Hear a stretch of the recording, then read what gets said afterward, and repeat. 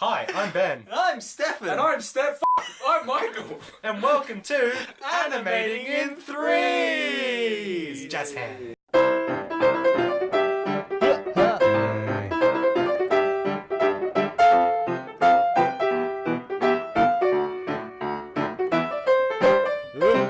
Albatross.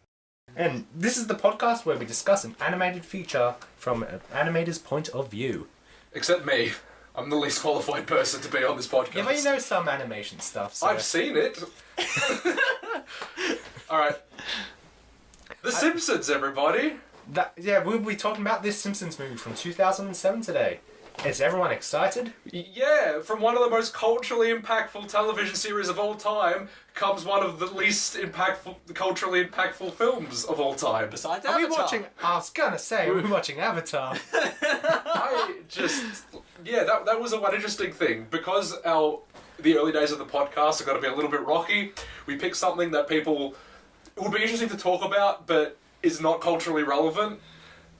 Except Akira. That was culturally relevant. Except we started with... Ignore everything I just said because it's basically incorrect. But it sounded official. So what we'll be doing is, first we'll just be talking about things we might have been watching during the week, then Michael will be presenting the topic of the Simpsons And movie. badly. I mean, it's a given, right? And then we are going to end on a segment called The Good, The Bad, and The Ugly, where we talk about with three trailers, one good, one bad, one ugly. I thought we were just going to analyse the finale of Good, the Bad, That and the segment Ugly. which is the best finale in cinema history. I want a whole podcast where we just talk about the Il Triello bit of Good, the Bad, and the Ugly. Because that has nothing to do with animation, but I'm sure No, it but makes it's so a good. episode.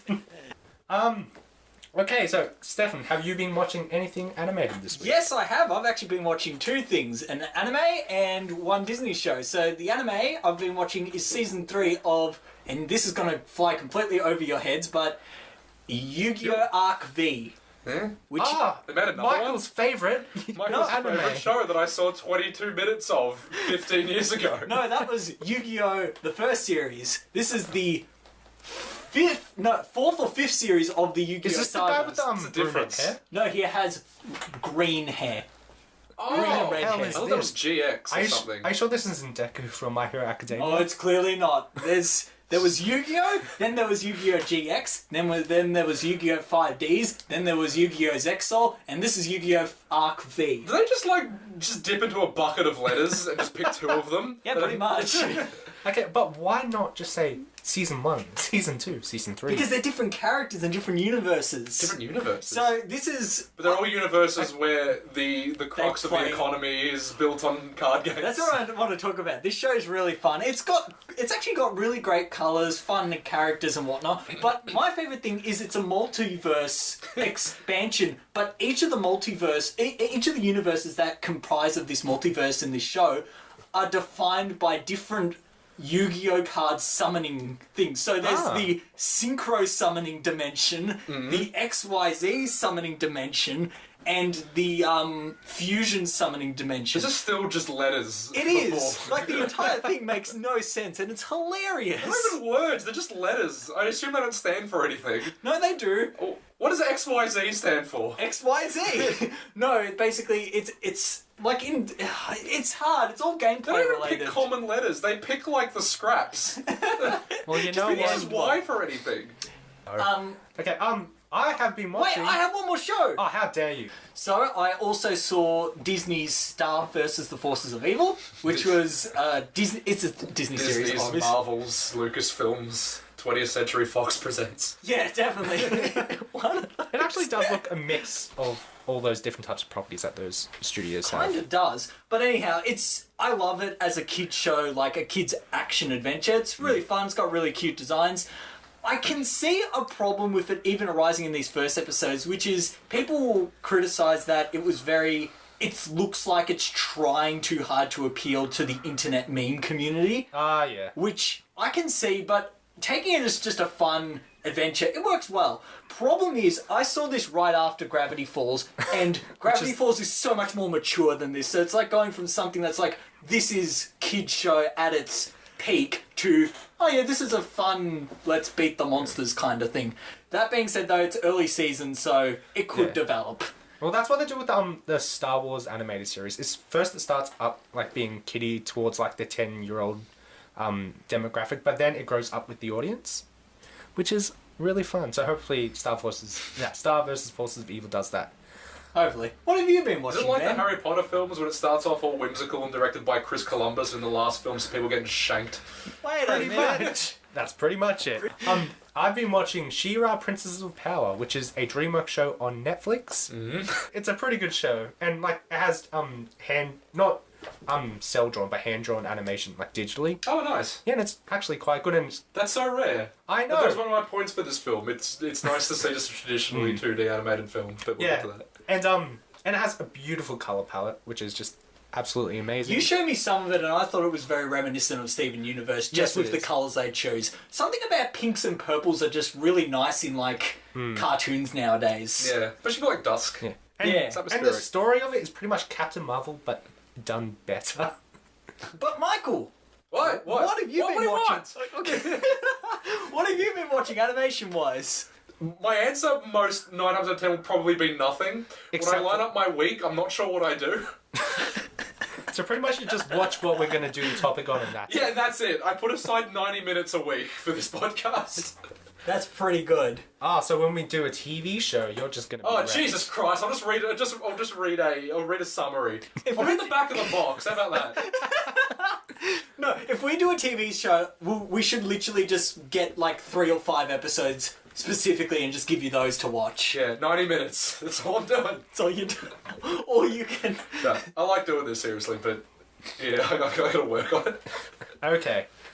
Well, let us get onto the topic. So, Michael, would you like to Let me start get out us my notes off? on my phone. Yes. Your Uh, famous notes that have deleted this time? No, this is the first time. I mean, this will be the second time. No, it'll be the first The time. first time, Because yeah. the first time it actually happened, we didn't record the podcast. No. Time travel is funny like I that. repeatedly accidentally delete my notes immediately before we do the show every time. It's almost a running gag at this stage. But now I have them saved in a Word document. So now you can delete that. Yeah, exactly. But after. So, The Simpsons.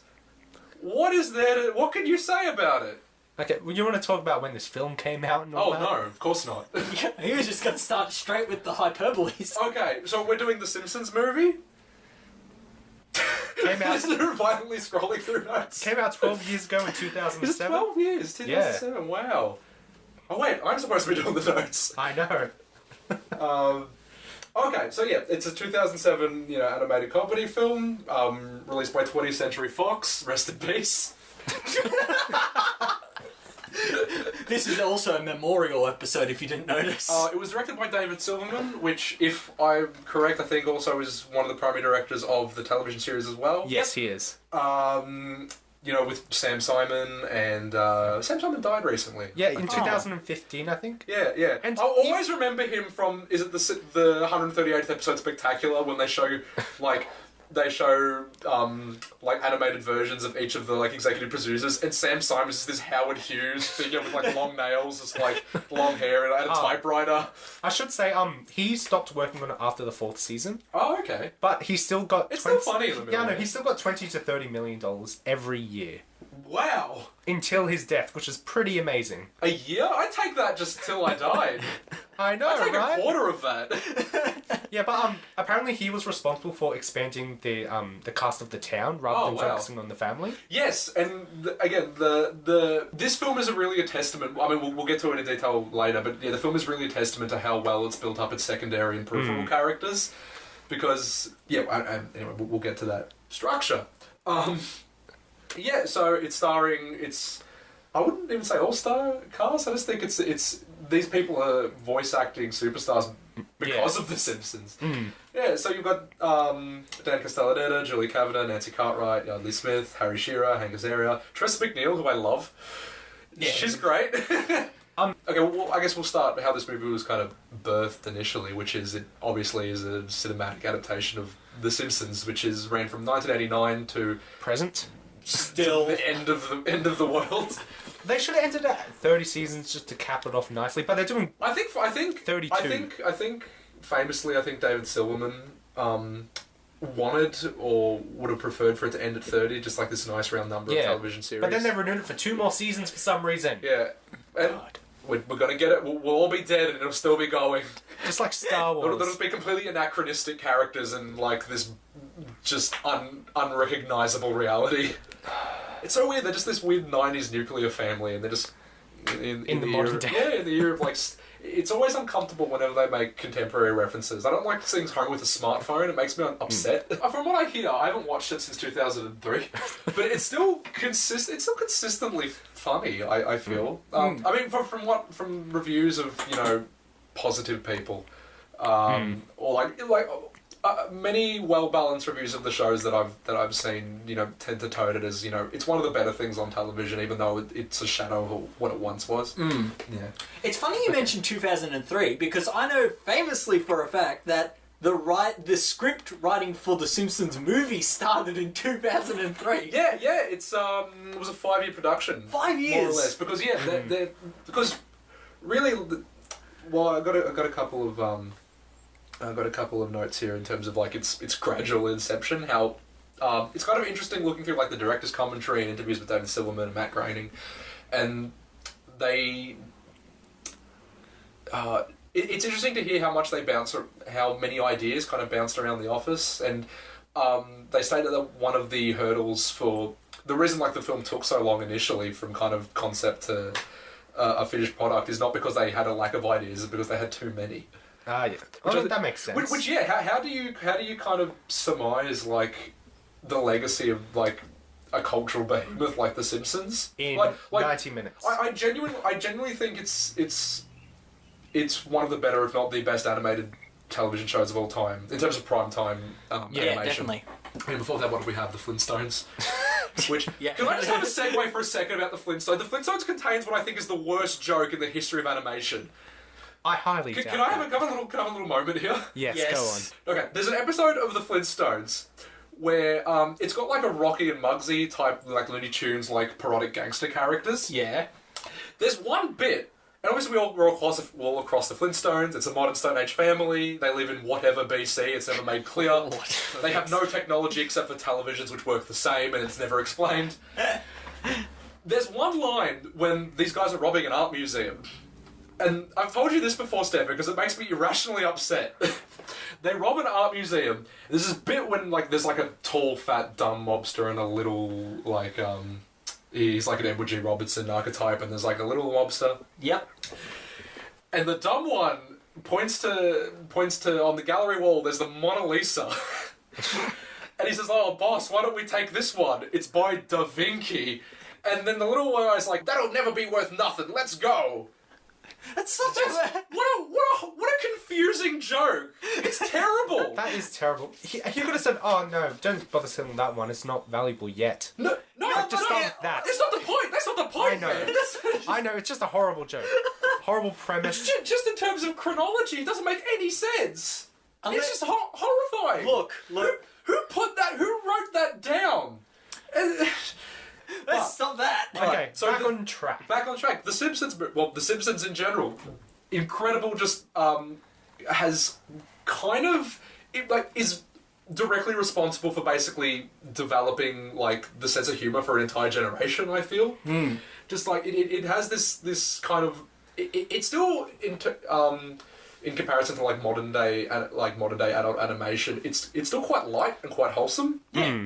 But it's got this very, very bitter kind of like sardonic sense of humor to it. I watched an episode this week. There's actually one piece of animation I did watch. It's the episode of The Simpsons. I forget what it's called, but it's when Bart builds the soapbox racer with Homer. Yeah. In order to get closer to him.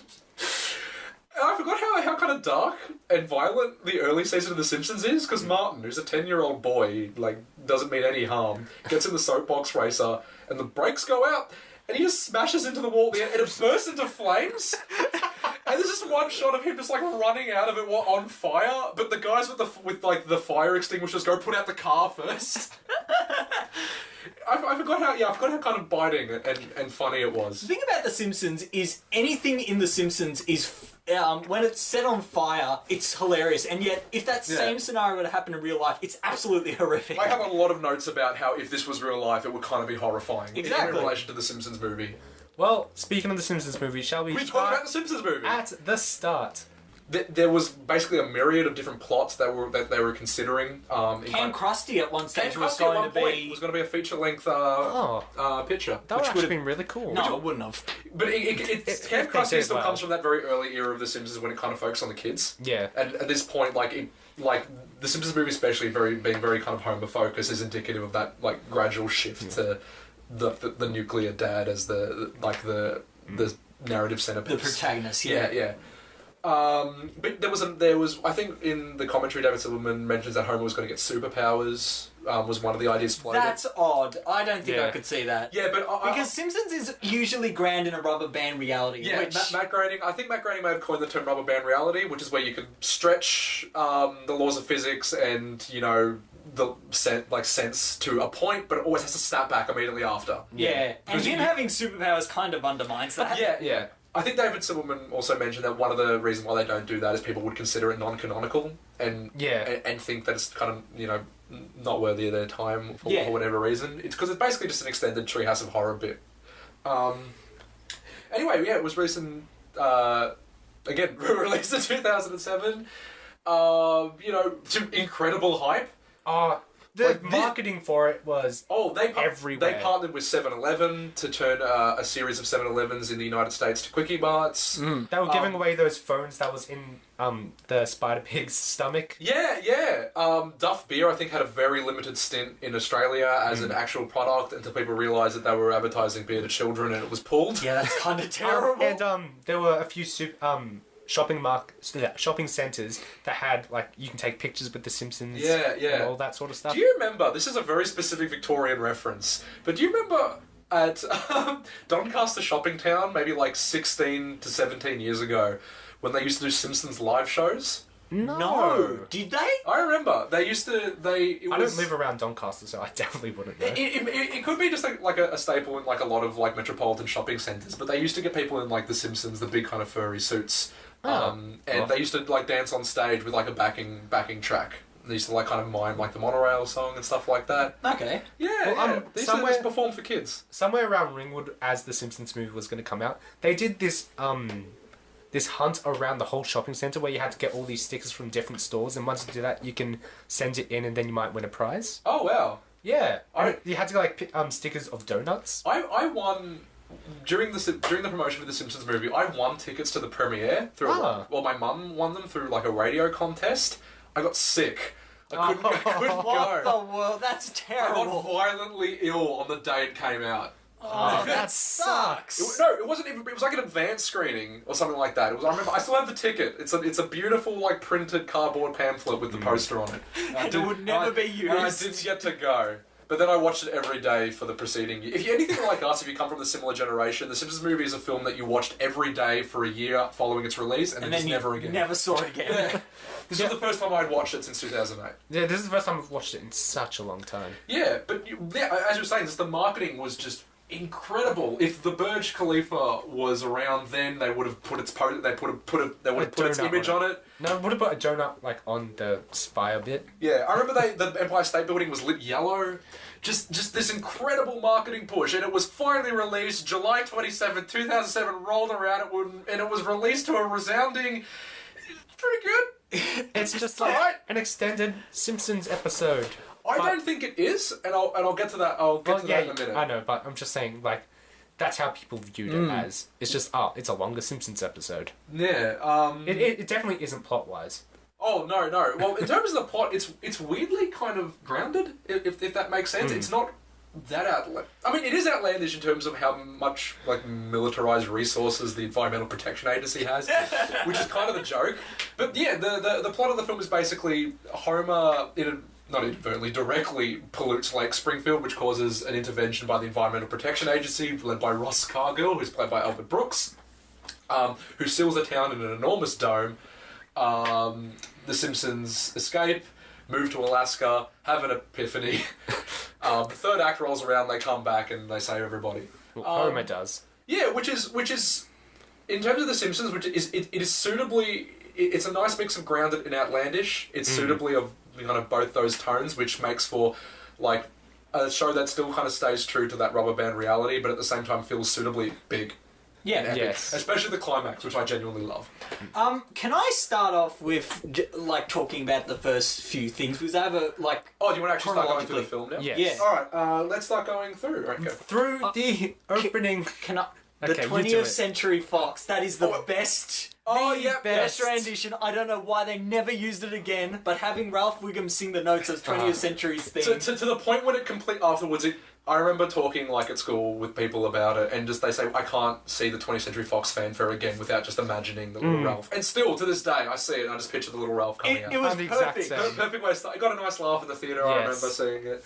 It's just a genuine nice joke, and Yeah. it's using a secondary cast, which I really like. and it's very good at giving secondary cast members, little moments in this. Like most characters of note get a little time to shine. And I'm pretty sure like almost every single character is in that mob as well. headed Oh, towards I'll the get to that. I'll Simpsons. get to the crowd Okay. shots. Okay, so after the So yes. opening logo, So the opening it's fanfare. what I think is the next part that starts with basically a moon landing and Scratchy comes out. Now, I can take that very literally metaphorical as like, oh, look, it's the Simpsons' big leap into the cinema industry sort of thing. Yeah, it's one small step. Yeah, But yeah. at the same time, I hate Itchy and Scratchy. Do you? I don't you? like how they are representative of this is the first thing we see of the Simpsons. No, Scratchy. I like that because you need some form of show, like a show within that universe to kind of That's to be only kind of- recognisable in the Simpsons. Yeah, which is you need exactly. You need something that is a metaphor for a leap from television to cinema. Within The Simpsons, that makes sense in our reality as well. So I get that, and Itchy and Scratchy is one of the only in-universe television shows that is immediately recognisable to audiences. They're not going to do the Happy Elf show that was in the Christmas. No, because the Happy Little Elves is iconic in and of itself. Everything in the show is iconic to some degree, but Itchy and Scratchy is the Itchy and most Scratchy is iconic. just like you recognise them. I feel like people who don't really watch the show would recognise Itchy and Scratchy. I guess that makes sense. I thought Do you a remember lot that- of it was really well animated. Like Oh, it's beautiful. yeah, but like specifically the Itchy and Scratchy thing. Like Scratchy's the cat, right? Yes. Yeah, Scratchy's cat. Yeah, Scratchy. Like Which when, one's the when mouse? Itchy is beating up Scratchy, it's like all the exaggerations with Scratchy's Yeah. face are just going. It's great. But I don't think the show has ever looked... I think the animation has been funnier in a lot of other episodes, or it has had a quality which lends itself to comedy, and especially slapstick, more effectively.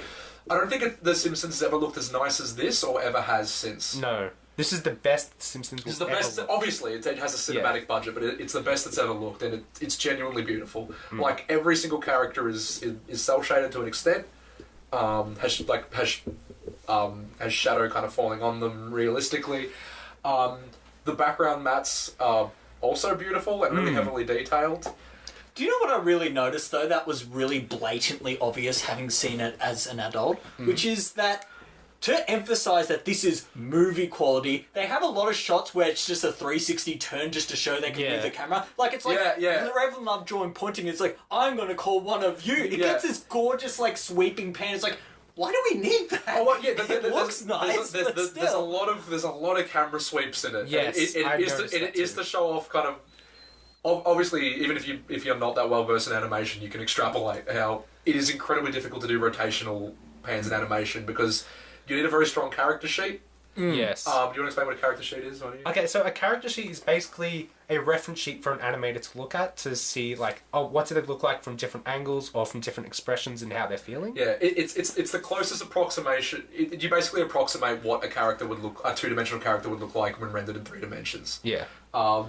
And that's the basis for doing kind of these sweeping pans. And there's a lot of them. There's one beautiful one, which is one of the last shots of the film. Yes, which I'll get to. that's one of my notes, actually. We'll get to that. Yeah. Okay, so after the movie, we go with the opening theme. Okay. I really like. This is something I didn't notice when I was younger. Obviously, because we weren't really well versed in cinema. But The Simpsons obviously has always been. The initial standard definition when it was televised in network television series, it was a 4:3 aspect ratio, which is standard definition. Around the mid 2000s, they made the jump to HD. Yeah, HD, which is the 16:9, which is your standard like 1920 by 1080p Yeah. And drawn resolution. on the computer as well. The film, however, starts. The opening, if you notice, the opening Itchy and Scratchy bit sorry, the opening Itchy and Scratchy bit is in 4x3, which is the Yes. television revolution. Once Professor Frink rides across the screen, the picture opens up to a 2.39:1, which is the standard cinema aspect ratio, which is incredibly wide. I really like when films do that, like to expand Yeah. itself, and like obviously going from like, oh, it's a show. Yeah, film to yeah, a movie, it- it's it- really it- good it- visualization of that. Yeah, That was also a fun meta joke. yeah, just like there's that nice moment just immediately before that happens when Homer points at the screen is like, why are we paying to see something we got on TV Everyone for in free? the cinema's a giant sucker, especially you. Yeah, I thought that was a great joke. It's funny. I feel like it's good that one of your first jokes that your main character says is insulting the audience. It's funny. It's like a light-hearted like ribbing. It doesn't feel like malicious or anything like that. But yeah, then you get Professor Frink saying, "Yeah, it's on the big screen now, and we're gonna widen the aspect ratio. It's gonna be cinematic, and it does look cinematic. Yeah. Something about kind of something about like narrow verticality in a picture frame just looks cinematic. I don't know. Something about it. From the get-go, I noticed straight away that they used a lot of 3D elements. There Yes. were a lot. There's a lot. Yeah. Like when I was younger, I was just like, but like now that I do 3D, it's very recognizable. Like the shuttle from the moon landing from the Itchy and Scratchy movie. Yeah. Almost every vehicle in the film is a 3D model. Yeah. And I'll mention one part later on as well that is very noticeable. Okay. Yeah, so after the opening, Is it- unless you want to, Is it the house. skateboard bit? Oh no, not that. it's Okay. the house. Okay, continue. You go. So the film opens by killing Green Day. Yeah, I know. Okay, Green Day was like my favorite band from 2006 to 2012. It dates the film very specifically. Yes. They're still around though, and still Oh. going really good. So Yeah, but And they're all part of like this big kind of rock like introduction. Like there's this rock remix of or like alternative remix of the Simpsons the theme. Simpsons theme. It's actually Also, pretty good. I don't like how the theme in the introduction is abridged. Did you notice? Yeah, I did. I don't like it. I don't think it flows. I think they should have played the whole. I know animation is expensive, especially in like this type, but having kind of different notes kind of blur into other ones because they need to cut the song shorter for the introduction. I don't think it works. I No. think it kind of works. I think it's nice to see like this a cinematic rendition of the introduction. Like we're panning through the town, but we're also getting these little stories. Like I like the little bit when like Apu is just like penciling on the 8 on the 6. the updated expiration date in the milk. It is good, but if they actually did the actual introduction, but just done in HD and all cinematic, I think that would have played a bit better. You think? Maybe not. I like how different it is in this, It is- but at the same time, it's just the music. That is my only. Well, gripe. I really liked it, but maybe instead of like going to the house at the end, they could have been driving to the concert. But they don't park or anything. No one's coming No, home. they literally just zoom in into the Green Day concert. Yeah, That's it. yeah. I think it should. Yeah, like there's not one shot of this movie when they're all sitting on the couch. No. And they You have a point. think about that. That's a travesty. I mean, obviously this film is decent, but Like they could have done. I'm very surprised it didn't even end like that. Yeah. It's like a da da da da. Actually, I do like the ending.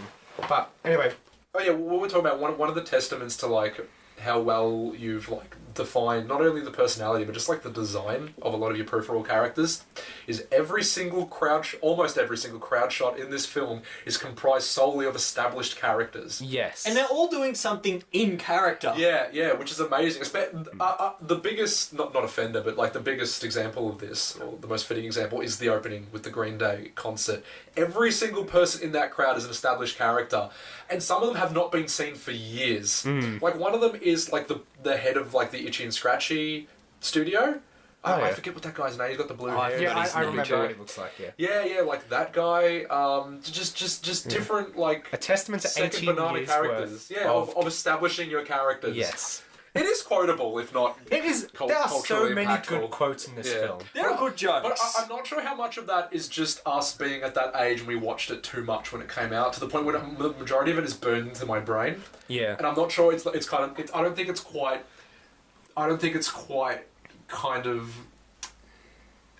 It hasn't quite been enveloped into that kind of cultural consciousness. Like No. I don't think culturally it's been again that impactful. But this time I noticed there are actually a lot of really good animation and just normal jokes. Like, there's good slapstick, there's good just normal jokes. There's good timing. I noticed a lot of those are simply in the first act. I noticed that when I was writing down in the second. Yeah. No, when I was writing down my notes, I stopped at the third act because there were just no jokes or nothing to really talk about. Oh, really? It was very, like, the last thing I said was about the Grand Canyon, but we'll talk about that later. that is a funny bit.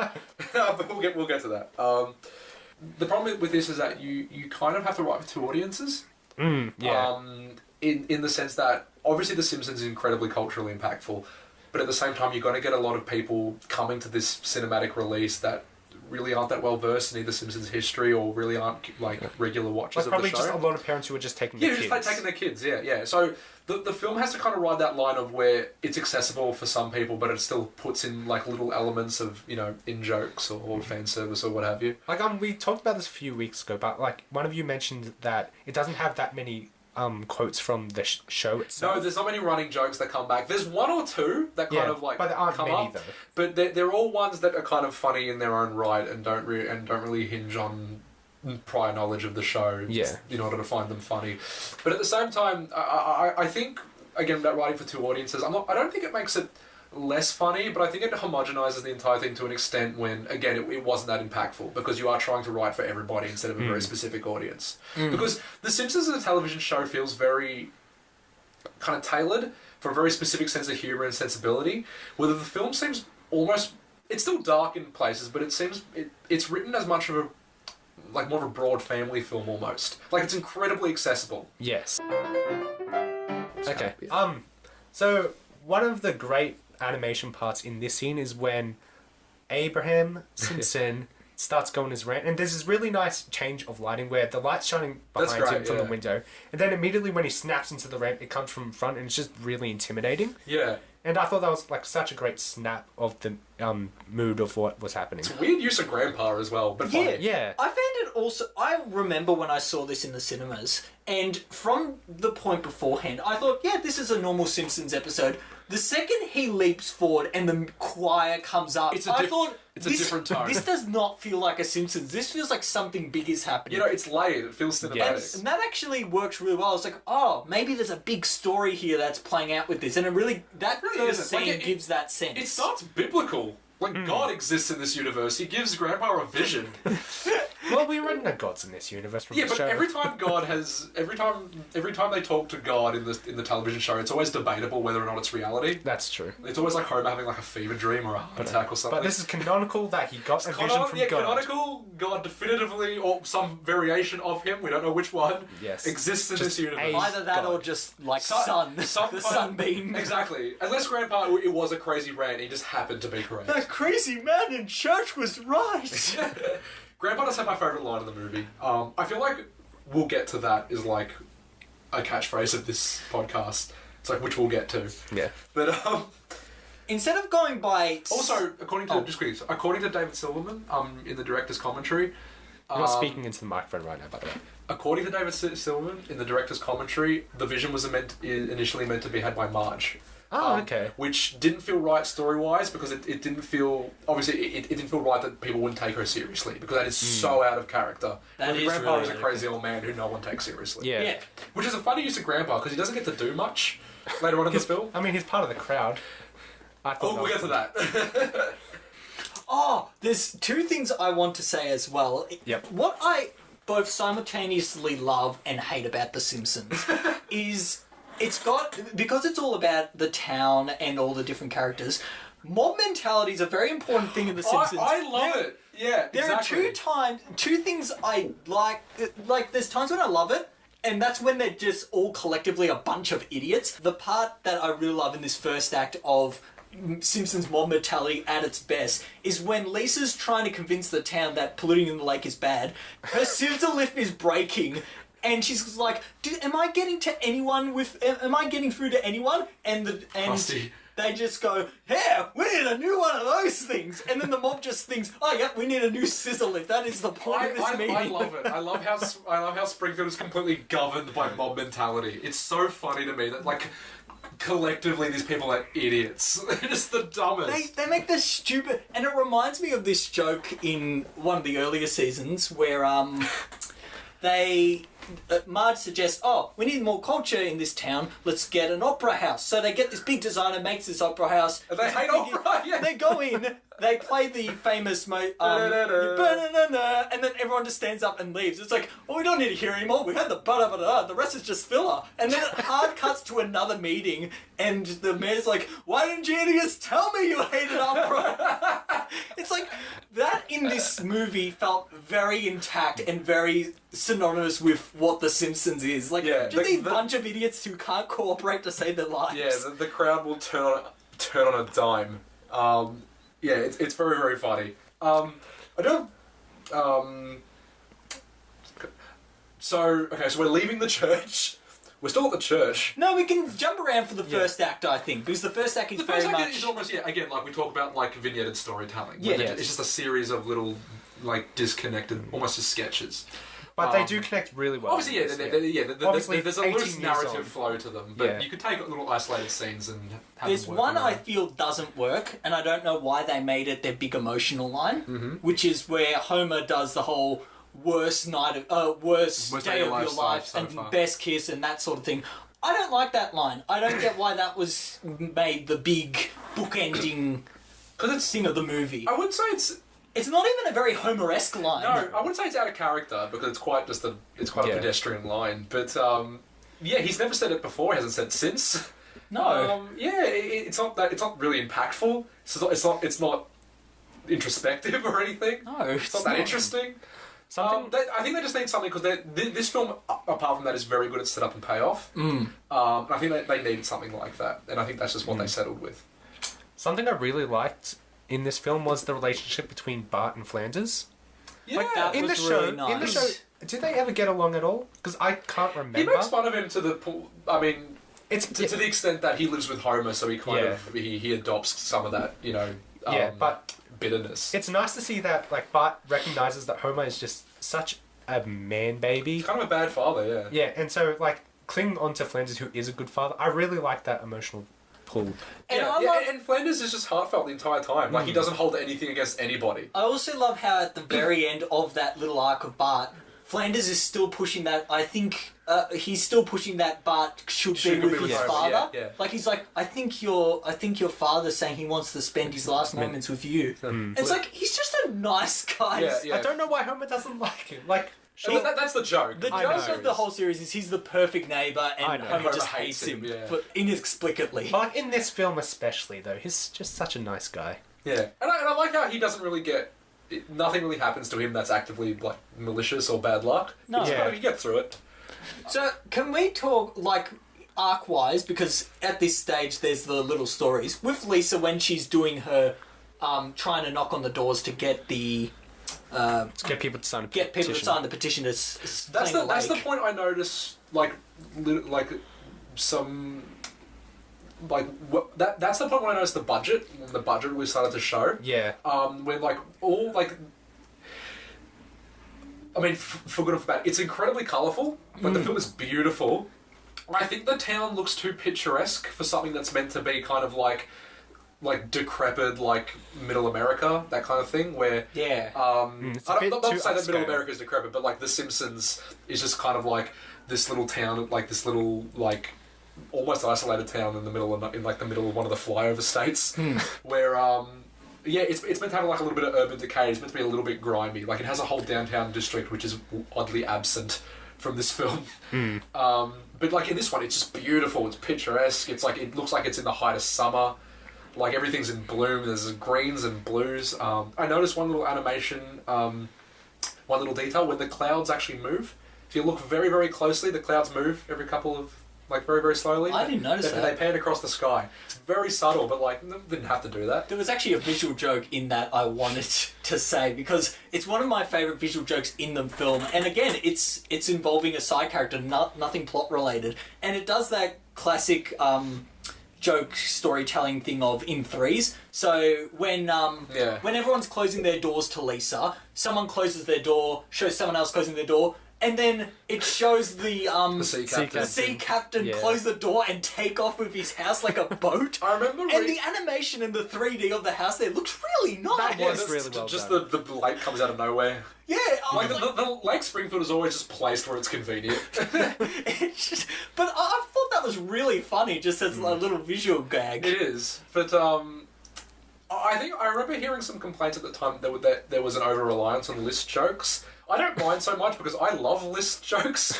What a list joke! It's the Jokes rule, about list. it's rule the rule of threes. You got two okay. normal, one contradictory. Yeah. I think that works. I didn't know it was Those called jokes list are, joke. it's just one of those things I would just find perpetually funny. It's like art. Things work in threes. Yeah, exactly. There's also a lot of other like little animation details which kind of show the budget, like especially when they're driving in the car back from the church. Actually, like the scrolling backgrounds. I think that's a bit dated now. You reckon? You can tell because what it Yeah. looks like to me. You correct me if I'm wrong. It's a 3-dimensional environment with 2-dimensional assets. Yeah, so basically it's like a 2D tree. Yeah. Like if you're making a paper world where you just stick a drawing of a tree upright. and they're just with a scrolling stand. through it. Yeah. I think that was a bit dated because I immediately noticed Because you can that. tell, you can Yes. tell. I mean, like in I always appreciate how in the Simpsons, like all the vehicle painting backgrounds were always hand drawn. But in this one, they're not. They seem like they're computer generated, which is distracting. But again, only if you're really looking for it. Yeah. And as people who've worked in some form of animation, yeah, we can definitely tell. But again, we can't say it enough that the whole film is beautiful, and any Yes. criticism we make is a complete nitpick that has absolutely no bearing on the competence or the enjoyability of the rest of the film. We know how hard it is to animate. It is so difficult. Can I say what's also really a fun... And for some reason, a lot of my notes here are about just visual gags and cutaways. Like, I love when... To show how bad a father and role model Homer is, Flanders offers Bart, do you want to go fishing? And Bart goes, I've been fishing once with my dad. And it... cuts to Homer putting a bug zapper That's a in funny the joke, lake, yeah. and then it just has him like getting electrocuted. And I love the shot where it just shows Bart's face just blank, Yeah. and it just holds on him. Like it doesn't show Homer continuously I like that zapping. little flashback. And I like continuing on that. I really like how like when Bart stuffs up, he immediately like goes into that strangle pose and starts Yeah, I like choking. that. But yeah, and he just didn't Which expect. is yet another one of those things that objectively is kind of horrifying in live action. Yes. The fact that Homer disciplines his son by violently strangling him. Also, good thing you mentioned that. That's an in-joke. So Yeah. it'd be funny to see. He does do it anyone later else- in the film. He though, does so try He to even does it fine. later, but considering that's the first time you see it, and he takes that pose without anyone strangling him, if someone hadn't seen the show, what would they think he was doing?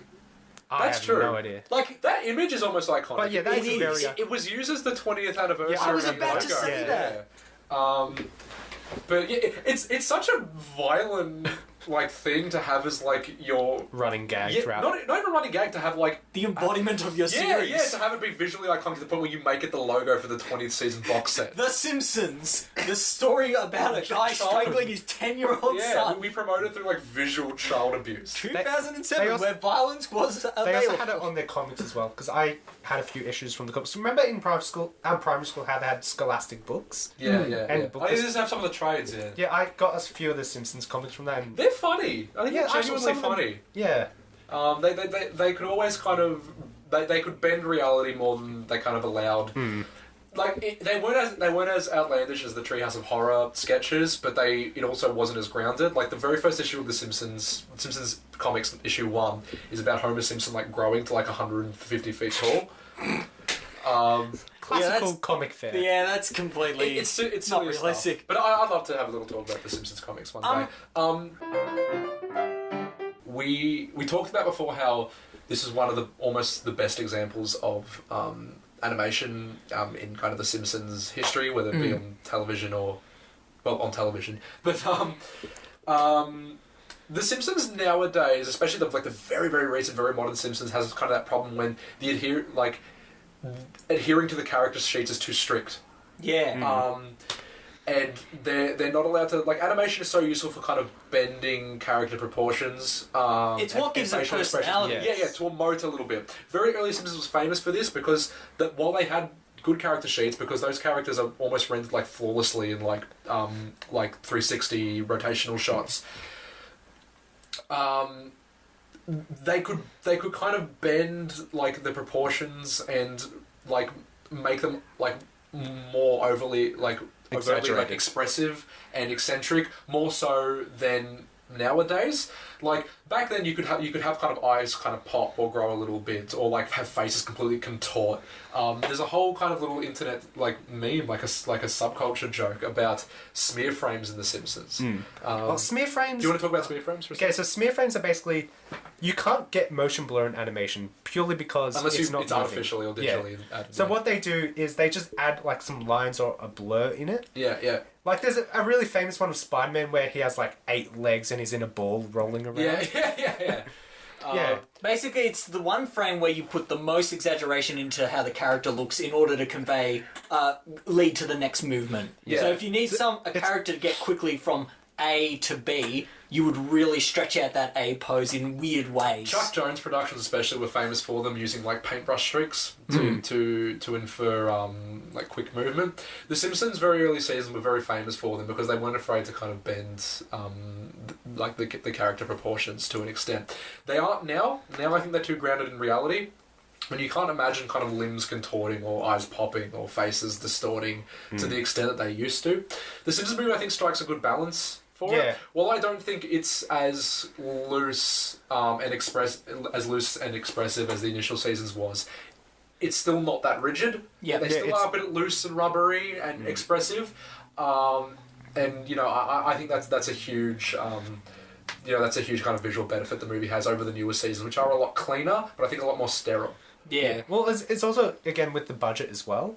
Because, Yeah. like, I don't think the newer seasons have as much budget as they did in their prime. But No, even they like, don't. No, Yeah. but like the animation in the new seasons is nice animation. Yeah. It's very clear. Like it's almost digital, like just like the precision of the line work and everything. But they don't move with the same personality, and it's not as characterful as it used to be.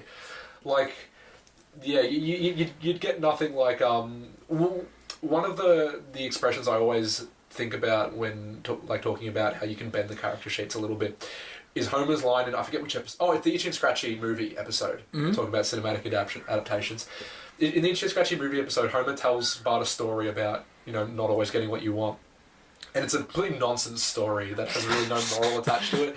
And at the end of it, Bart just goes, "Dad, what's the point of the story?" And Homer's just, "I like stories."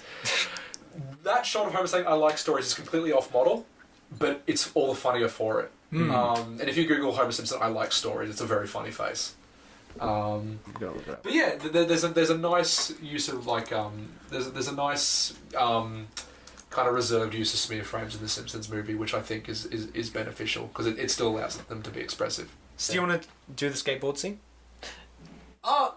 Skateboard scene is almost like when it was released marketing wise, it was marketed as like one of the bigger action pieces of the film. It's like it's 25 seconds long. I know, if that. but it's Yeah. such a odd like. It's a weird moment. It's a weird moment where they do lots of clever ways. So basically, I love that. I think that's very Yes, funny. it Bart is very clever. Yeah, Bart's skating a Krusty Burger as a dare, and he's doing it naked. And the film does a really good animated visual gag thing of covering his private parts, all very creative ways, and then just doesn't at the end as like the punchline. That's really funny. I remember that's probably the bit that got the biggest reaction in the theatre when I Definitely. saw it, because kids were just like shocked. Yeah. Because like I like how the joke is that's all you see. It's the only thing. Yeah. But in a weird way, like that's burned into my brain of just like a weird choice. Like, Yeah, it's such a bizarre thing. Because nothing like this. So gosh, that's so weird to say, but genitals are never seen in this. Were never seen before, and they were never seen again in The Simpsons. And they never should be, really. Yeah, and bizarre. It's bizarre. It is. There's a really nice 3D shot in that scene. I was though, about to say, when yeah. that pans around when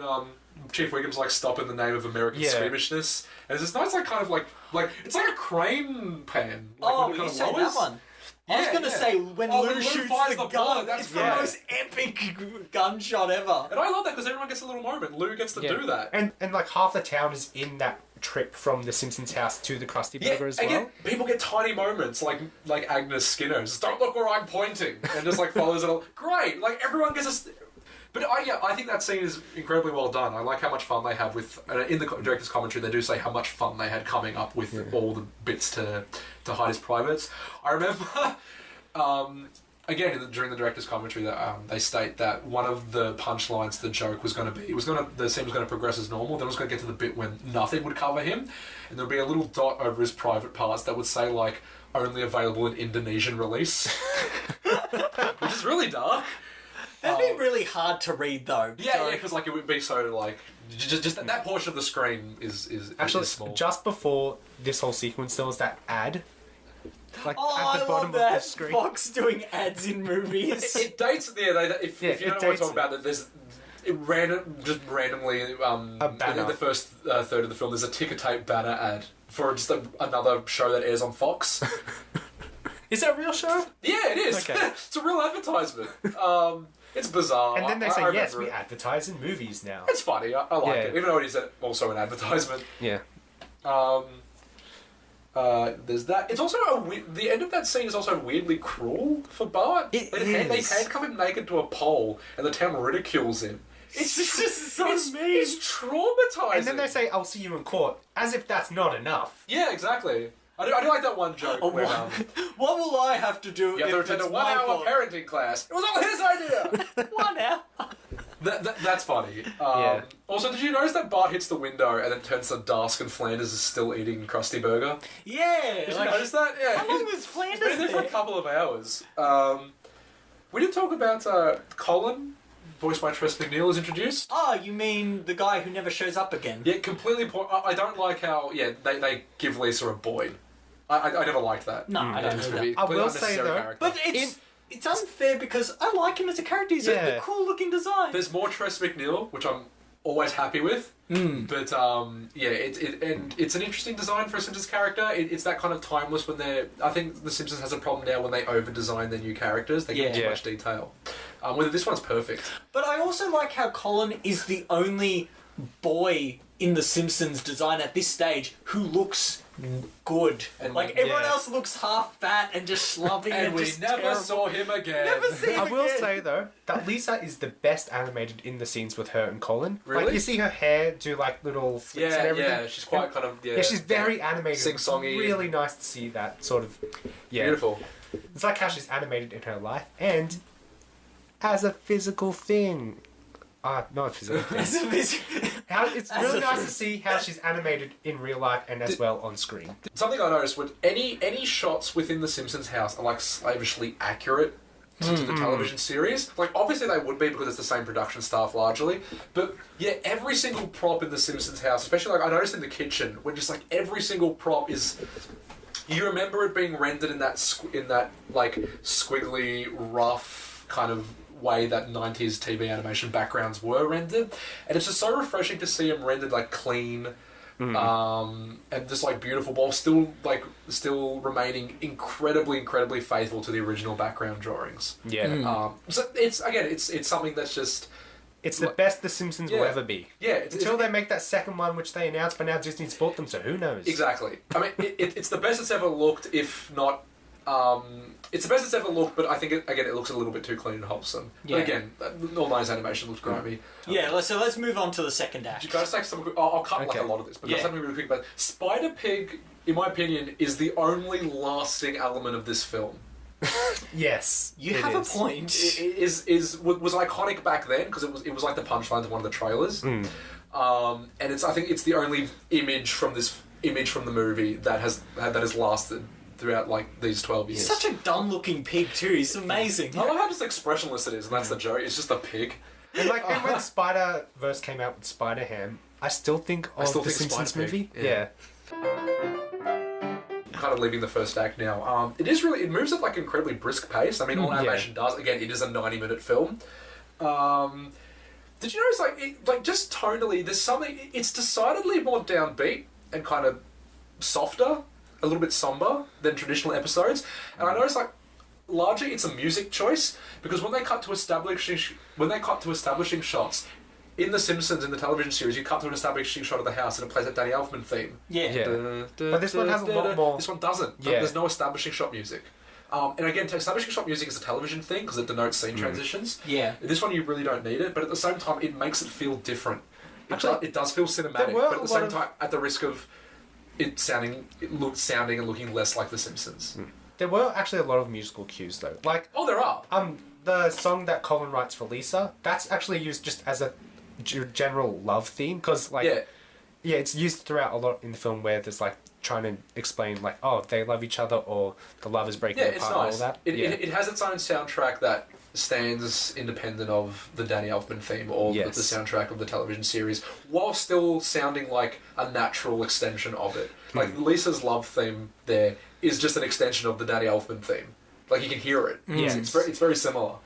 Can I say Again, one insert song they have that I think works, but it doesn't work as a Simpsons moment, but it works simply because the song is miserable. The Why Do Birds Suddenly Appear song. That song is so miserable. It is. It's also a motif from the series. It is canonically Homer and Marge's wedding song. Is it? Yeah, Oh, okay. it's appeared before. Like it's I don't remember how many times it has appeared, but Close to You by the Carpenters, Yeah. which is the name of the song, is has appeared before in this television series, and I like how they keep it as the emotional climax of the film. Okay, that's In actually that really case, nice. I feel like for people who know the series, that would have been a really big moment then, having that. Yeah, yeah. Well, we'll get to it later. We'll Okay. get to that. So, the crux of the story is that Homer dumps Spider Pig's crap into the lake. That was actually pretty... How did That's a- Marge not notice after 2 days that there was It was a large in the pig silo? backyard. It's in like view of all the windows. She just didn't look outside for that No, time. it's leaking. It's not leaking. It's overflowing. Yeah, and so Homer dumps it into the lake so he can get some free donuts, and that poisons the lake so badly that the government has to step in and put a dome over them to stop any infection getting out. Yeah, an angry mob forms to... Like, okay, we'll get to this point. An angry mob forms to violently execute the Simpson family. Yeah. Again, I love how quickly the town turns on people. I think that was too harsh. But it's too dark. Especially, I like how dark the joke is, and I do like the risk in terms of like the kind of the risk associated with how dark the humor is. Yeah. But the bit when they're hanging the pacifier through the noose. That's Yeah, too that much. was a bit dark. Even the shot when it looks up and shows the news, that was too much for me. Yeah, it's incredibly dark. I Scene. think they should have stopped. Especially when Principal Skinner tells the archers to fire at them, and Nelson's like, "I'm using a red arrow, so I know who I killed." And especially... That's funny, but he's instructing children to murder a family. And this is after they said, no, we don't want your family, we only want We only Homer. want Homer. Exactly. Yeah, Doesn't they make made sense. reasons for all of them. I'm Wow. part of Made the it pretty mob. quickly too. Yeah, so that's the bit when I like that. Just that little sequence of the film is very funny, but it's overtly dark. And again, I'm in that kind of two minds of I appreciate that risk associated with going that bleak, but at the same time it's slightly out of character for the mob. Mob usually just wants to rough people up a bit, hit them with a board with a nail, that kind of thing. Isn't that really dangerous? What I also noticed with this film, as opposed, like earlier Simpsons, the mob and all those characters are they're dumber, but their dumbness is unintentional. They're just dumb. Whereas newer Simpsons and the movie reflects the newer Simpson agenda. They get a bit too unpleasant. Like there were points in this film where I thought, yeah, no, you're just a jerk. Like it went too far at stages, it's too especially with Homer's characterization. Yes. Where he says that wonderful line with, "There's only one time in a marriage you get the chance to say, I need you to do this," with and then me. later on he completely goes back on that and says it's a stupid thing. It's like, Homer, you're a prick. So I feel like his lines would have like a lot of his lines towards the start. I feel like would have suited like Mabel from Gravity Falls, but because she says it in a jovial way, whereas when Homer says it, he is just a jerk. It's very bitter, yeah. It comes off as very bitter.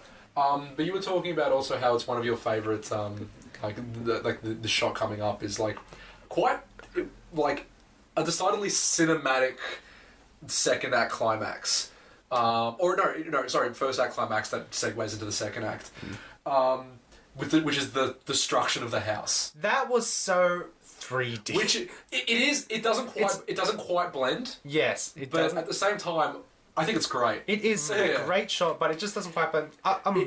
Anyway, that's just a small nitpick. It is cinematically really cool. Oh yeah, just like because that's the bit when you really go, oh, this is a movie. Yeah. This is big. Like this is like destroying. there are stakes and consequences. Yeah. It's destroying the known.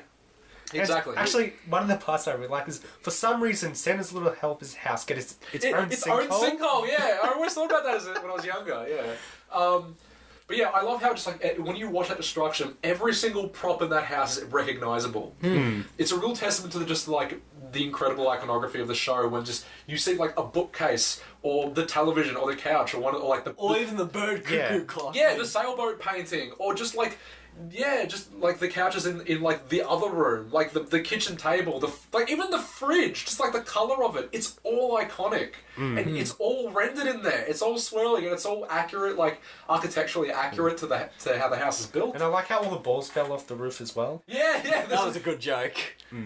But yeah, that bit is genuinely great. One of the bits in that scene which I'll always remember because it's a weirdly raw, not particularly raunchy, but it's an oddly profane joke for The Simpsons. Is Homer giving the finger as he's going down? Yeah.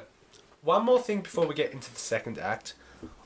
Here's actually one of my favourite jokes. Yeah. Is when the dome is covering the city and then there's this guy who can't decide. He should stay in the dome. I never or saw should get Venice. out of it. Yeah. And then he just gets squished from indecision. Actually, yeah, one of my notes was that, like, just noting the body count. Just how many people actually die in the film. Yeah, because, it's really violent death for that guy as well. Yeah. But, Before we get into the second act, is there anything from the first act you guys want to mention? Hold on, give me a second. Mine is literally the last shot of the first act. Okay. So what about you, Stefan? Are we saying the first act is when the dome comes down? Yeah. I would say that the last shot of the first act is them running into the cornfield. Yeah. Okay. Yep. Which I think is weird. I just had a note. I think it's weird how it ends on what I think is a reference to Prison Break. I've never seen I'm that, not so sure, I don't know. but season 1 or whatever, I don't watch Prison Break. I've just seen the scene. Whatever episode it is when they escape the prison and it becomes on the run break. I feel like that should have been like the first episode, to be honest. Yeah, whatever the first season is, I think it's built up about them escaping the prison. They finally do. Well, it's called Prison Break. Yeah, and then one of the brothers, I don't know if they're brothers. I don't know. I don't watch Prison Break. Like, get off my back. Just goes like, oh, what do we do now? And they go, now we run. Oh, maybe it is. Yeah. And like, but to me, like, I remember seeing that when I was younger. It's like, is that a Prison Break reference? Because it's a weird. It's a dated show as well. There's a lot of dated references in the movie as well. Yeah. Like Homer makes a lot of references to things that I've never heard. But it could just be an American thing as well, though. Oh, it could be. Like Dome Depot is a parody of Home Depot. I love how the address of Dome Depot is located at the intersection of like the 105 freeway and the Dome. I always liked that. That was always funny. I think we move straight into Act 2. One more thing. Okay. Can we talk about the Dome for a split second? Yes. There's an episode called The Full Monty in of The Simpsons, which is episode 6 of season 22. Oh. Mm-hmm. Where they reference the dome as happening like canonically in the past. Okay. And the line goes something like, Mr. Burns, I forget what happened. I think he's insecure about something and he wants to leave a legacy. And he actually goes to lower the dome over another dome over the town. It was like he holds up a copy of Under the Dome by Stephen King. He's taking inspiration from a Stephen King book. I've decided to seal the town in a giant dome, and I think they reuse the shot when they're pulling the dome over the town. and then you just hear like Lenny just goes like, oh no sorry. I think Lenny goes something like, yeah, that's been done. And then Lou, the police officer's just like, and besides, we can always dig our way out, although that never seems to occur to anybody. That's right. Yeah, which is a genuine kind of like, you overlook it, but why didn't they dig out? The dome goes down maybe like 3 feet. Yeah.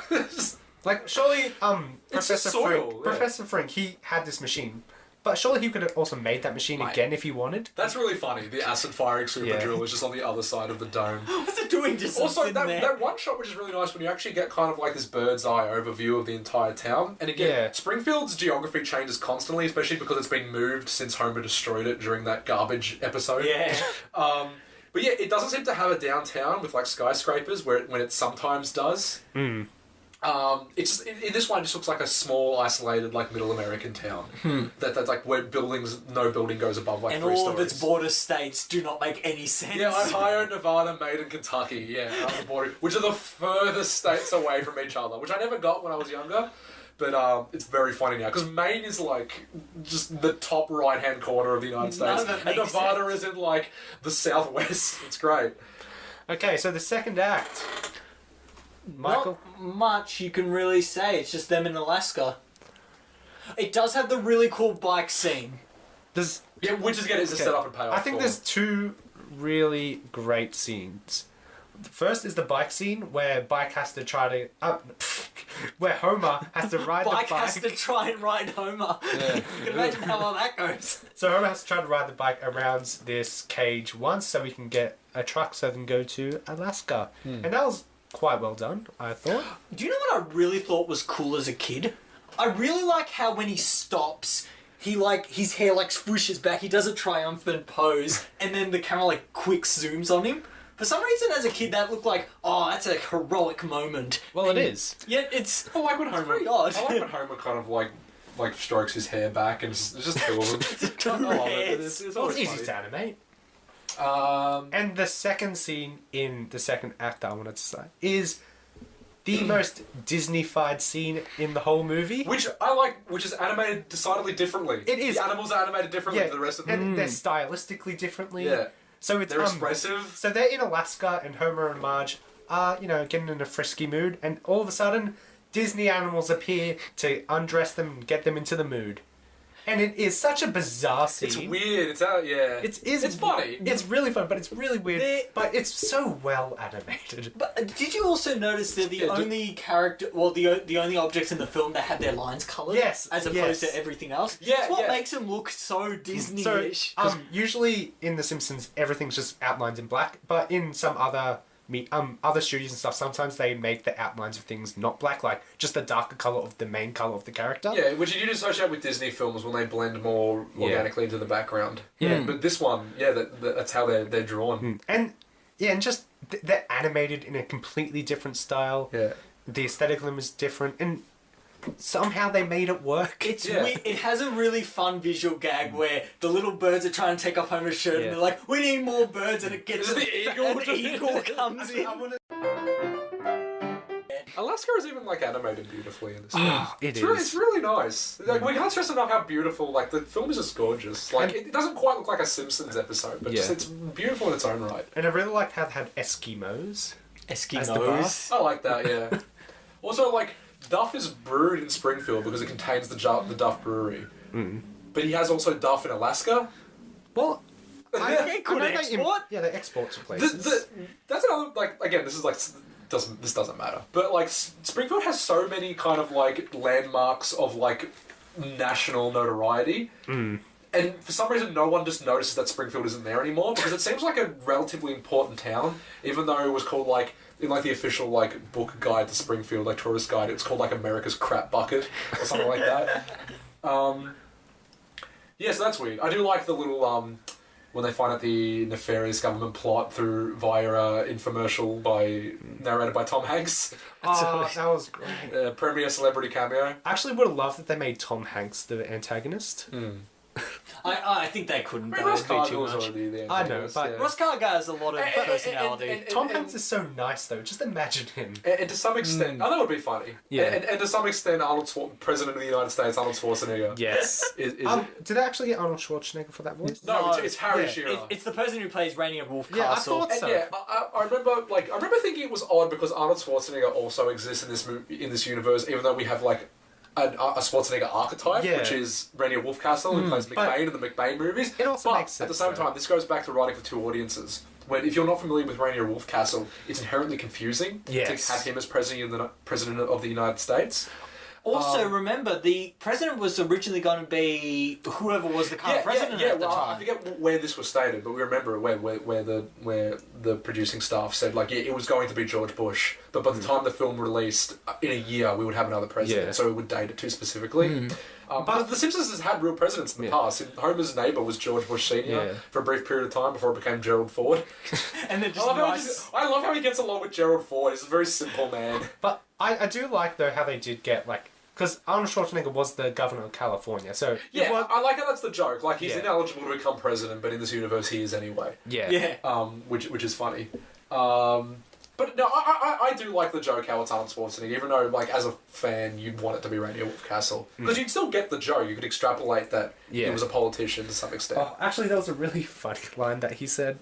I found it funny, but it probably isn't. I miss Danny DeVito. Yeah, Yeah, that's the one. Nobody opens no one the joke. opens with the joke. I I miss miss Danny Danny DeVito. Is So there let's... anything else we need to say about the second act?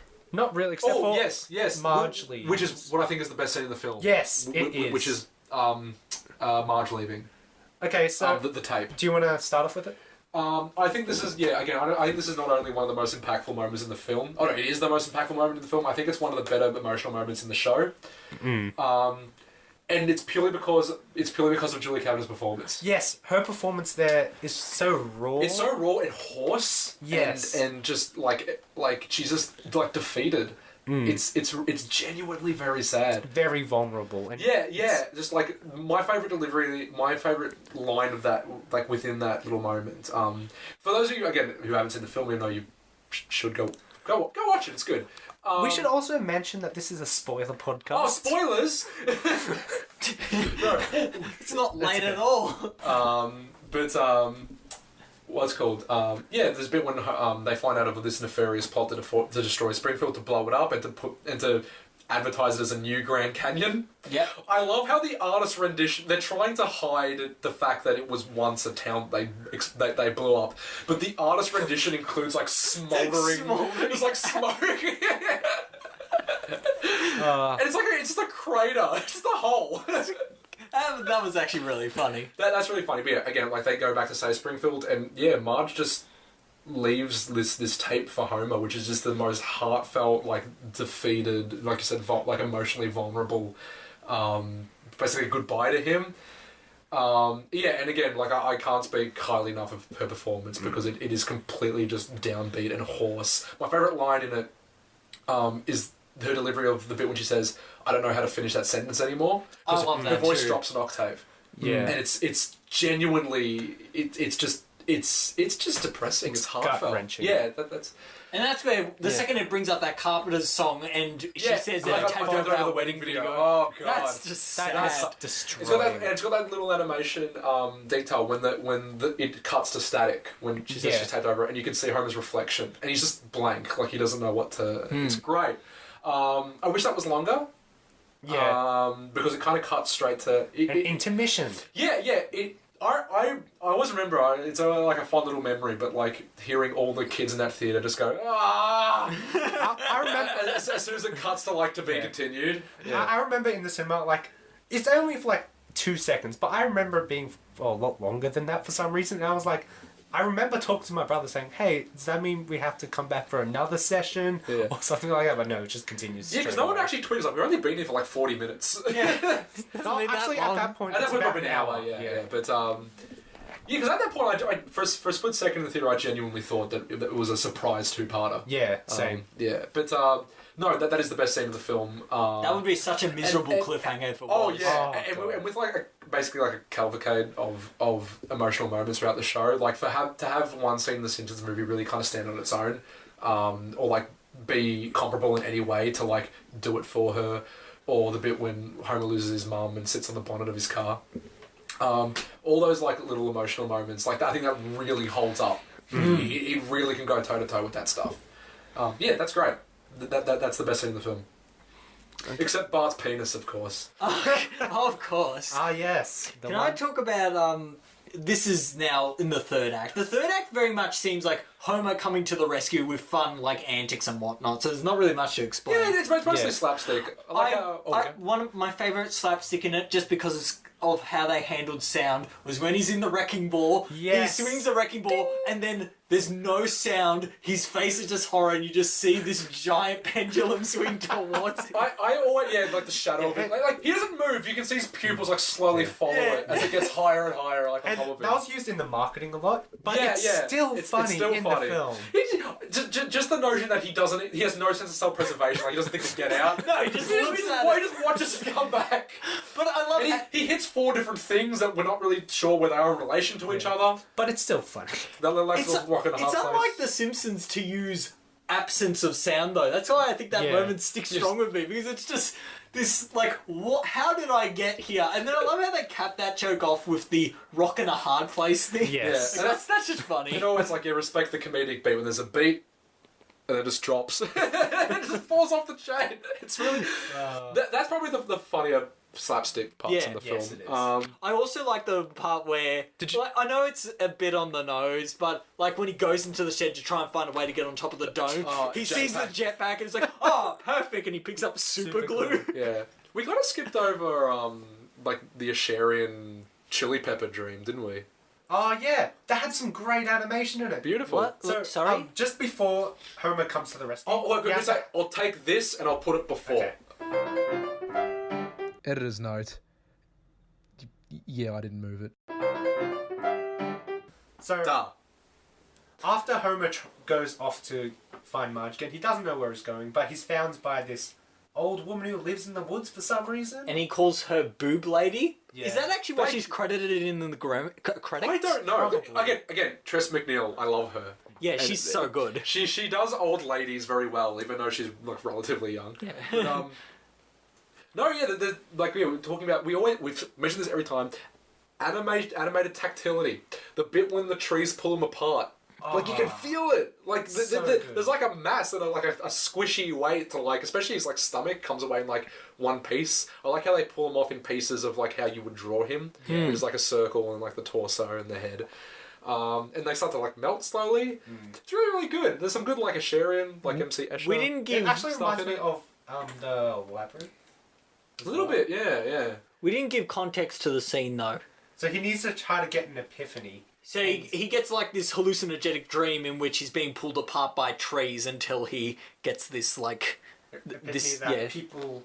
are that more he needs- important than him. Yeah, and that he needs to not just think about himself, which he has been throughout the entire film, which was really annoying. I think that moment, like I love that visual moment Yes. of the trees pulling him apart, but I think that's too quick for him to just like he's just like, oh, I don't get it, and he's coming up with stupid ideas, and then he just goes like, oh, it doesn't matter, don't care about me anymore, and then that's suddenly he gets it. It's like it seemed a bit too quick for an arc to really play out. That's true, but it did have to kind of get the ball rolling, because the did. first act was really long. It was, as is evident with this Yeah. podcast conversation. I don't think it's longer. I think it's more dense. It had more stuff. I think the second act is the lightest, and the third It act. is. The third act in screenplay writing is usually the shortest. Yeah. Because again, it's just problem resolution and epilogue. One of the gags I really liked was when Homer is whipping the dogs to go fast, and he goes, run, jump, and then they just keep going as if they were running. Yeah, I like how it's obviously just a tactic to loop animation. Yeah. 'Cause it's cheaper, but it also just looks funny. Just continuing to run. Running on nothing. Yeah, that's a great visual gag. Did you like the little? It's kind of prophetic now, but the little jab of Mickey Mouse. Yes! Yeah. And which is, yeah. So, basically on the train, when they're trying to go back to Springfield, Marge, Lisa, Maggie, and Bart, Bart's rummaging through people's luggage, and he puts a black brown in here and goes, I'm the mascot of an evil corporation. And little does he know that that evil corporation will one day own him. Oh, one joke that I love. Sop. Yes! Sop. I think it's funny. Sop. Something strange about that sop side. Give they sop. Sop yelled in one vein. Also, one joke I didn't. Simple. One joke again as he approaches the dome to get into it, because they're about to blow up Springfield. Basically, they lower a small but powerful bomb into the dome through like a little screw Yes. cap, which I like. Which also brings up the question, how did they get air into the town? I think you just not meant to think about it. I know. Especially because like the power plant is like constantly pumping out like steam as well. But Is it the robot? I like how Homer, he has a general's uniform, Yeah. but he's just stolen a or like borrowed a doorman's uniform. He's like, my name is General Marriott Sweets. I forgot about that joke. It's funny. Yeah. That is really good. And then, after Homer gets into the dome, one of the really fun... There's actually a lot of great jokes in this third act. Oh, the third act has a lot of. Yeah. It's more quick fire. Again, the second act is where it's slow. One of my favourite parts of the third act is when there's a bomb defusal robot who is trying to dismantle the bomb, and he goes, black wire does this, red wire does that. Yeah. Can't do this, too much pressure. And then he gets Chief Wiggum. Yeah, his gun and just shoots himself in the head. We've been talking about it, but I didn't take him seriously. He's a bomb diffusing robot. How does that even This work? image of the bomb disposing robot, like just emoting to Chief Wiggum about like he's just the darkness inside him. I thought that was really well done, even though it's only like 25-30 seconds at most. It's really funny. But anyway, what I think, which is I think is a genuinely exciting, great climax. Yes. Is that set up and payoff? Homer finds a motorcycle, decides he has to get the bomb back out through where it came from, which is through a tiny hole at the top of the dome. And he does it by using information he learned previously in the film. Which shows he has a brain that works. Yeah, he can learn. As an arc. Which I like. Yes. Even though physically it doesn't make any sense. None at all. There are moments when it looks like it could work, especially like when kind of how concave the dome is like kind of it kind of differs between shots. When it's a bit tighter, when the curves are tighter, it looks like you could almost do it. But then it has like the shot when he's almost at the top and it does like a wide shot of him just like upside down, like driving on an incline. Doesn't make any sense, but it's still fun. It's so exciting. It is. It's great. I like how when it cuts to like different people down there, you can kind of see them in the background, kind of like going past and going up. It's great. I can't say enough how weird and creative and exciting that climax is. I have two things with that. That one I don't like and one I do like. The one I don't like is that he has like a little speech saying that, oh, maybe it reflects how my father raised me. It's and they're just like, yeah, don't worry about that. Yeah. That's an important thing about the entire of The Simpsons. Like as you've said a cycle before, of violence. Yeah, but that was too quick a moment and too rushed to just put that in. Like, that's a very important out thing. Of nowhere. But at the same time, I do like the joke of just Marge. Yeah. Like, just throw it! Just get it out! And at the same time, I love how the series was very much started as a Bart and Homer centric. Like, and they were the main characters and they're the ones who end it, Yeah, sort of thing. it ends with their relationship. It's a nice little cap off. It is very much celebratory of everything that came before it. Can we talk about them making it jumping the canyon? No, yep. Okay, They so don't. they successfully. I love the little moment when like they throw the bomb out and it goes up. There's a beat when like everyone's cheering. It kind of pauses. It goes just straight back down. And they go, oh. Which that great thing of The Simpsons, like you could hear it. That's a very Simpson-esque sound. Just that. Oh. You can almost hear like the collars just like pulling Yeah, it. it's like they're all pulling their collars. And just like pull. And again, mob mentality. Everyone just thinks the same thing. Like that moment when Otto's not paying attention. He's just smoking a bomb. Just, well, what's going on? Also, so many people would have died when the glass. But famously, only Dr. Nick does. Only Dr. Yes. Nick. Okay, so basically, the bomb explodes. Homer has to get to the bottom of the dome before it breaks apart. And this is my favorite just bit in the film. Because it is a throwback for, you know, if you've been a fan of it for a long time. And what happens, Stefan? He jumps the canyon. They think they're going to make it. The Springfield Gorge. The Springfield Gorge. And it's great. It's like the music swells. It's like a little moment when, like, it kind of comes to like this crescendo, just them going up the ramp. The best in joke in the film is the ambulance from the episode Bart the Daredevil is still there. They just didn't bother to remove it. It's just still, the doors are still open at the back where he fell out. That is great. It's one of those jokes that like it feels climactic, a little throwback. That's like this is where we came from. Yeah. Kind of thing. And I also like how to cap off that scene they have Bart and Homer both do the only woohoo, which is the only woohoo they do in the film. Yeah, because there's no like climactic. Again, The Simpsons are famous for like a lot of catchphrases. There's not really like a climactic doll. Like he says dome, which is great. But the only other doll I remember is when, it's when they're in the motel room and he just does it when like they're in the bed. Yeah. Yeah, it's just a little one. Actually, apparently, when they write the script, they never write dough. They just write disgruntled noise. Or disgruntled. No, annoyed grunt. Yeah, that's Sorry, annoyed grunt is how they write it. So the second last shot is where they bring back that saying where, like, the best kiss of your life so far. Homer sweeps Maggie as well for some reason, and Marge on his motorbike. That's cute. Like you say Maggie a bit, yeah. And then there's this really nice Beautiful. 360 shot of them And kissing. again, it sweeps. It goes kind of under it. They do a worm's eye view. And, like, there's really nice hair swept back Yeah, animation. it's beautiful. But it almost looks too nice. It's almost Disney-fied, especially with, like, the autumn leaves falling. And then it ends the film with a callback to one of the... Beautifully bookended, by the way. Yes. Also, I want to take this time to mention that Plopper is never seen again after the house is destroyed. She dies in the house. But in a deleted scene, which I think is like kind of benign, and it was already animated, and I don't know why they just didn't put it in the film. It's a scene when they're rebuilding the house, which is one of the last shots of the movie. In a deleted scene, it pans around the house, and it's just like 5 seconds of extra screen time when you see the dog, when you see Santa's little helper painting his like rebuilt doghouse with the pig and the thousand-eyed squirrel. Oh, okay. That's kind of cool. Yeah, they're just like, they're all got it like in their mouths and just like slowly painting the dog. It's like 5 seconds and it was already completely animated. I don't know why they didn't put it. It's a cute moment. I wish there was like a cut when they just put that in because it gives closure to two characters that you do never see again. Yeah. You see Harry Potter in the very next opening of The Simpsons. But you He's never on see the him again in couch. the film. Like that No. plot point for kind of kickstarting the entire movie. It's weird how they just kind of drop it, but yeah, that's really good, and it's beautifully bookended. We love cyclical storytelling. When something at the start is repeated at the end, and it's a nice accent when you think he's learned something, but he just jams the nail into his leg. Yeah. Oh, Last thoughts on...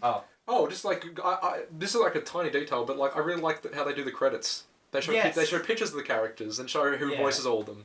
It was... I didn't think it would hold up as well, but it held up pretty well. A lot of it is pretty funny still, and there's a few really good emotional moments. I'm pretty happy with it. Again, it was released to a resounding. It's pretty good. Yeah. I think it's still pretty good. I remember all like the I remember one of the newspaper reviews when it came out was like 3.5 stars, which is like it's good. It's nowhere near the show's best, but it's a fun, like kind of family friendly celebration of the television series. Which and it really sums is. up perfectly. Yeah. It really is. It is very celebratory of everything that came before it, and it is accessible to newcomers. What do you think, Stefan? Yeah, I completely agree with you. I think this time I noticed it's really works well as more of a visual film than its writing isn't as strong as its episodes, but its visuals and its gags are like high tier. Yeah. And I just think it's really fun. It holds up really well. Yeah. Go out and watch it. Buy a ticket. We recommend it. Buy Michael's 2007 ticket. Buy my premiere ticket. I never use it. They're still good. Yeah, it's still good. But yeah, I think it held up. Solid 3.5 stars. Whoa! Yay! Were we recording? Yes. Oh. Alright, so Okay, how do we end these? no, we're going to do the good, the bad, and the ugly. The so- trailers. Another Okay. segment. So, We need a little theme. welcome to the good. The bad. And the bad. I mean, the good. The ugly. there we go. The good, the bad, and the ugly. Where today we will discuss 3 trailers, 1 good, 1 bad, and 1 ugly. What?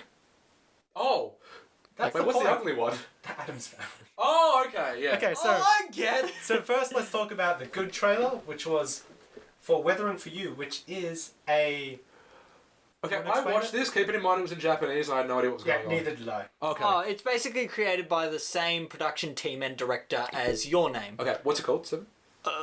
Weathering for You. is Weathering the for film. You. Oh, that's my favourite Crowded House song. Ah. Oh my goodness. Anyway, Your Name was a really popular anime film that came out in 2016. Yep. And that, it was renowned all over the world as one of the great animes of our time. Oh, Yeah, I didn't know it's renowned for its animation, everything being beautiful, and it's that. I mean, got it was a really very great pretty. I watched the story. trailer, yeah. This is somehow Can she more control the prettier. weather or something? I think so. I don't know. I have no But idea. it looks somehow looks prettier than Your Name, which I was not expecting. I loved the rain scenes in Your Name, and this Yeah. feels like it just went, It's hey, just we that. can do more rain. Yeah, Now it's always rain. it's such a pre-trailer, and I still got a few context clues of what might be happening with the guy who is not in the best living situation, and the girl seems to be helping out with Okay. the weather, I think. Yeah. That's what I got from it. But yeah, it looked really I think good. it'll look gorgeous. It'll be really emotional. It'll be great, I think. So what was your thought of it from someone who doesn't watch anime except for Akira? And I thought it was really pretty, Yu-Gi-Oh? and I had no idea what was going on, which is how I watch most anime.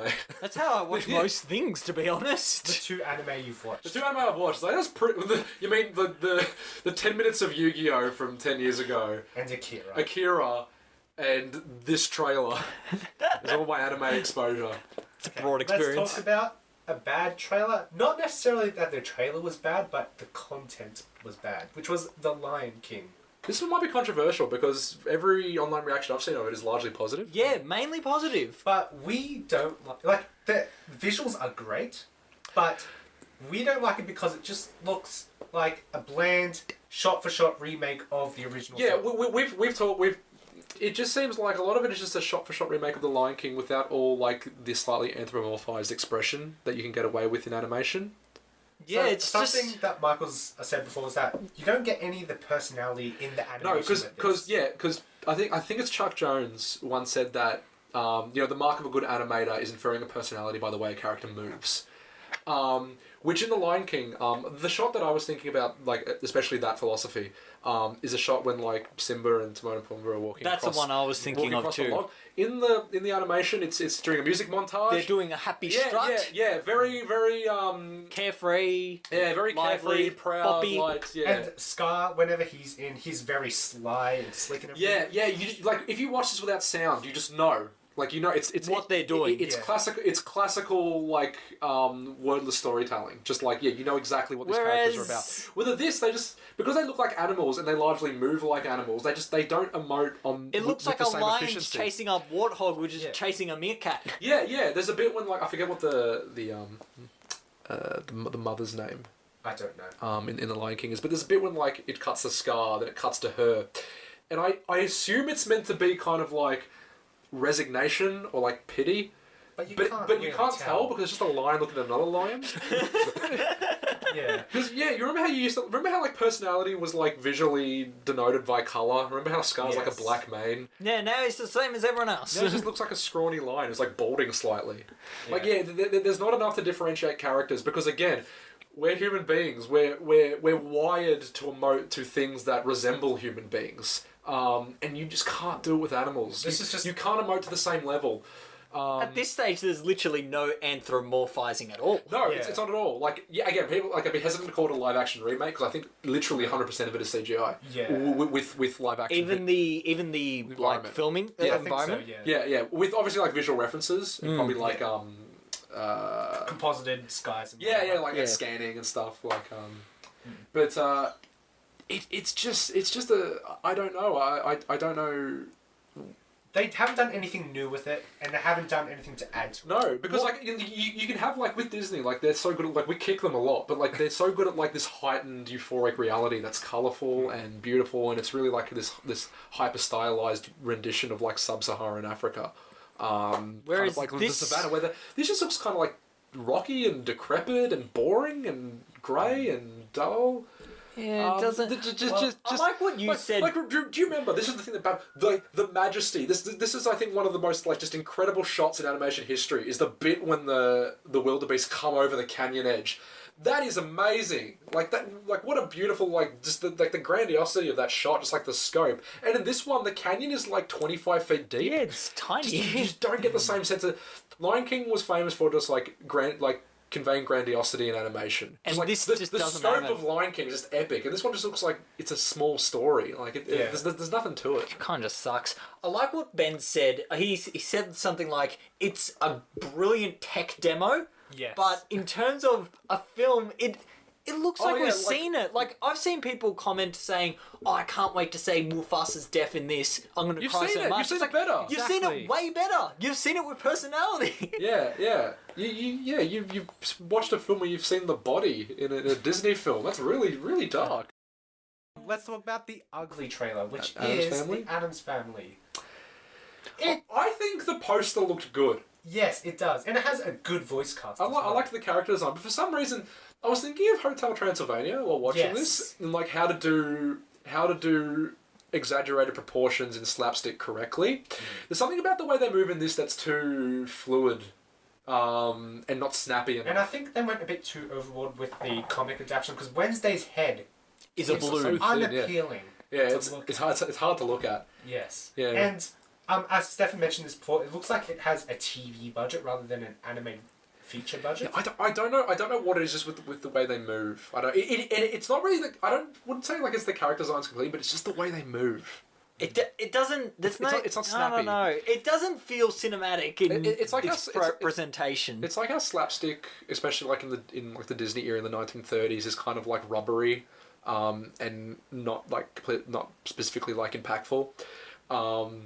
It's because they animate at kind of a too high a frame rate than what is conventional. Because like most animation in the very early 20th century is animated in ones, which is about 12 frames a second. 24 and 1. No, sorry, 24 and 1. So it's 24 frames a second with one animation cell per frame.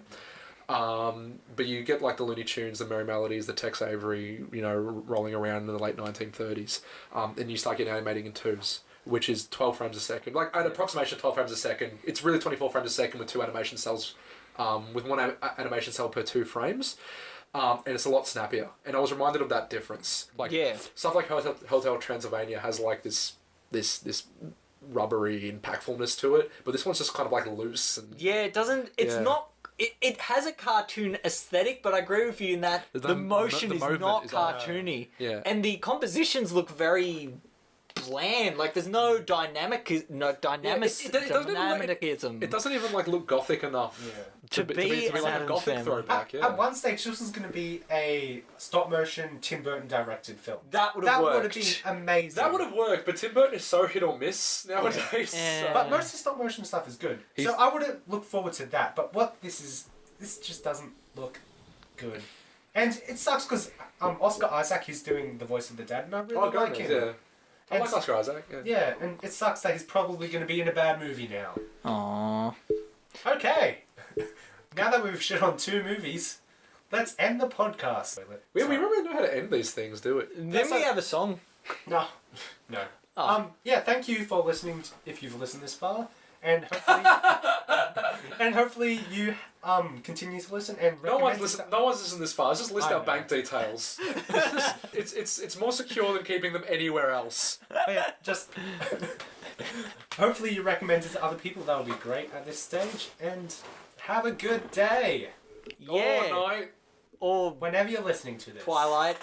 Da da da da da da.